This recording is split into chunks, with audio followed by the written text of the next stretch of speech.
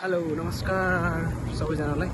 आज चाहिँ हामी जापान पुगेको 5 दिन भइसकेको छ। अब 5औं दिनमा चाहिँ अब यस्तै हो, घुमघाम भइरहेको छैन। अब 5 दिनमा आज फर्स्ट दिन चाहिँ हामी निस्किरहेको उमी हेर्नको लागि। अब केटाहरू पनि उतै छ, उतातिर छ। अब यसो घुम्दिउँ भनेर आज निस्किरहेको। हिजो अस्तिबाट चाहिँ पानी पनि परिरहेको छ एकदम धेरै। आज पानी नै छैन, एकदम घाम लागिरहेको छ। त्यही भएर यसो घुम्नु निस्किरहेको उनीतिर हामी चाहिँ आज।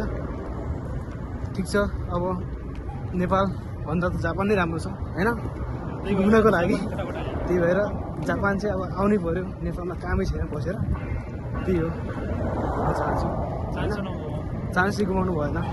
जति सक्दो छिटो नेपाल छोडेर जापान चाहिँ आउनै पर्यो है। कामै छैन कि नेपालमा बसेर के गर्ने, नेपालमा बसेर। तर हामीले पनि काम चाहिँ पाएको छैन है अहिलेसम्म। फेरि 6 दिन भइसक्यो, काम चाहिँ पाएको छैन। तर पनि अब काम चाहिँ पाउँछ भन्ने आशमा चाहिँ हामी अब घुमिरहेका छौँ होइन। यस्तै हो। केटाहरू पनि छ, रेडी भएर गइरहेको छन् केटाहरू पनि। त्यही हो। तर अब एमा त पाए नि हान्ने हो, हान्न चाहिँ। तर काम चाहिँ हान्ने हो केटा होइन। तर म चाहिँ के भन्न चाहन्छु भने तिमीहरू सक्दो छिटो चाहिँ जापान आऊ, नेपाल छोड। कामै छैन क्या नेपालमा बसेर के गर्छ भन त केटा।